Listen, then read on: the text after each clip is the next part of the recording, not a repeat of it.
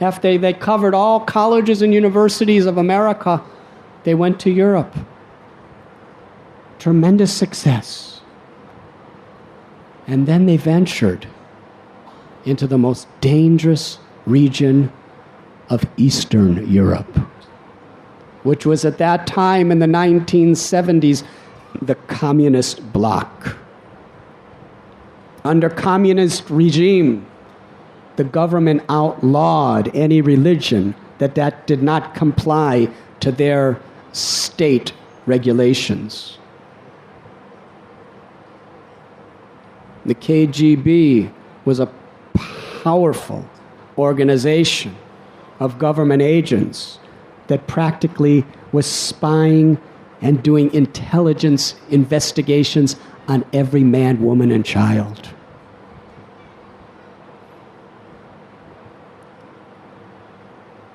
Ghyanashyam Prabhu was risking his life. Against all laws, he was smuggling books into the country.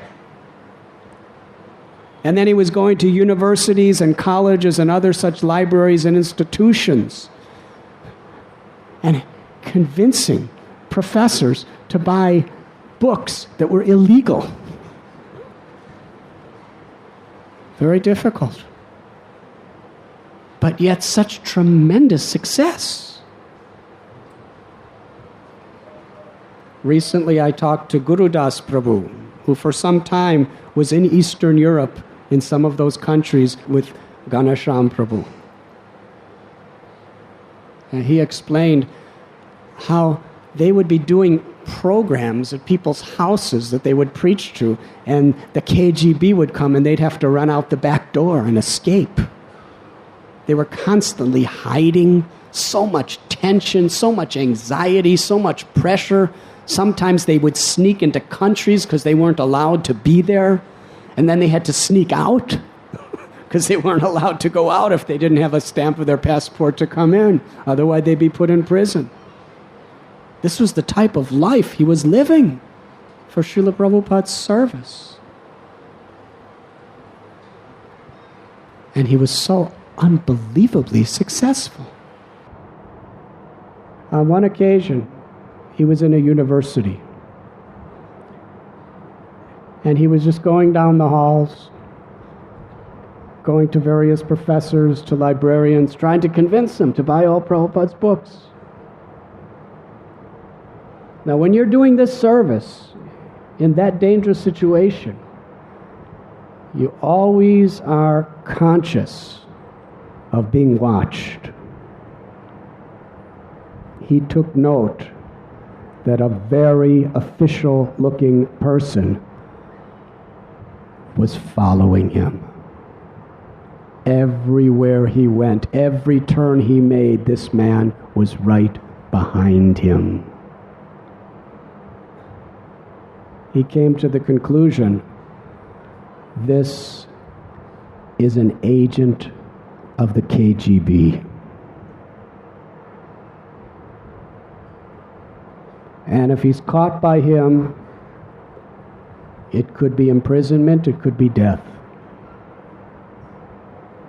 He tried to blend in, but there was no possibility of him blending in because nobody else looked like him. He was obviously not a student. The man was trailing him everywhere he went. Finally, he realized, I'm going to be arrested. So all of a sudden, he just ran. He was a fast runner. He was running. And he heard the footsteps behind him running. He was running. The person was running, and he was running, and the person was running. And down the hallways of a college. It was a chase. He was all alone. He took a turn. The other man took a turn. He took another turn. He understood he had to somehow or other disappear from the scene.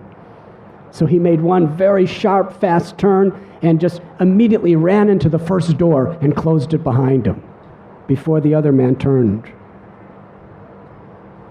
And he turned a corner and opened the door and went in the door. And the KGB man just ran past. But when he walked in this door, there was a very dignified official person sitting behind the desk of a small room.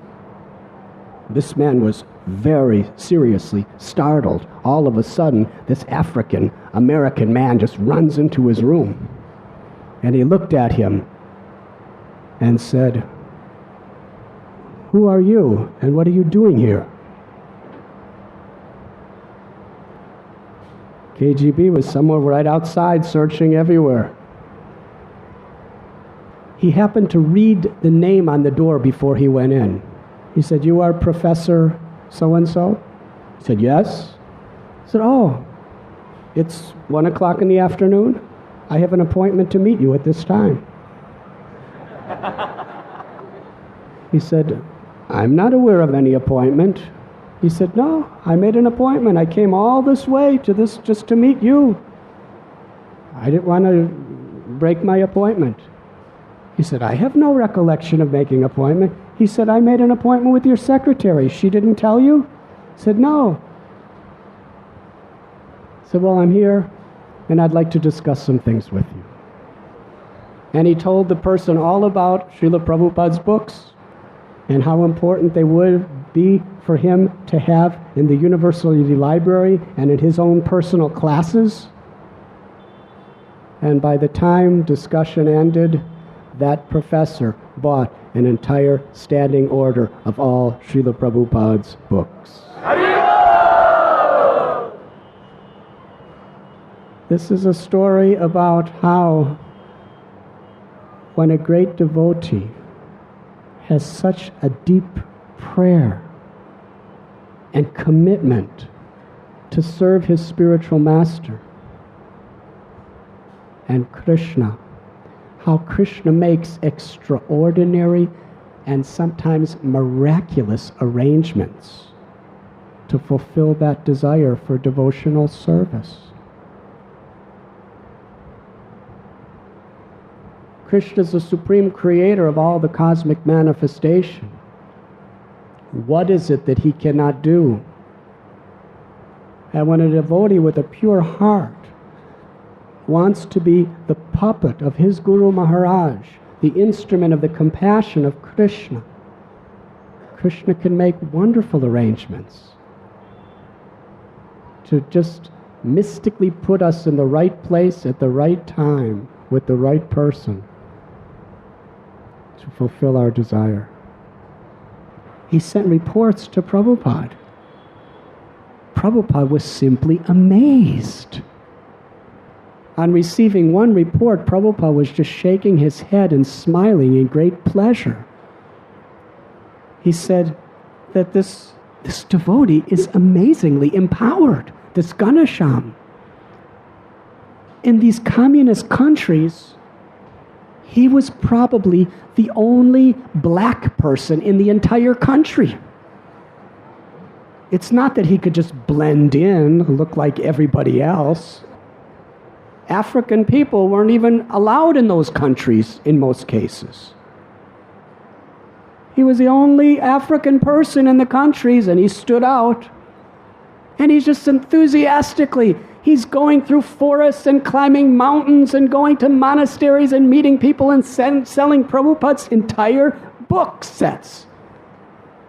And these reports gave so much pleasure to Srila Prabhupada. Srila Prabhupada profusely blessed him, was so grateful to him. He was an inspiration for devotees all over the world. So determined against all odds, taking all risks, and he did it blissfully. Soon he was the biggest book distributor. He was getting world acclaim. People were really inspired by his austerity, by his sadhana, by his preaching, by his service. I was living on a mountain in New Vrindavan in those days. I didn't even know who the President of the United States was in those days, but I heard of Ghyanashyam Prabhu's devotional service. so isolated. But still, he was like the sun. His devotional service was like a sun illuminating all directions. You were listening to Radhanath Swami on devotionalnectar.com.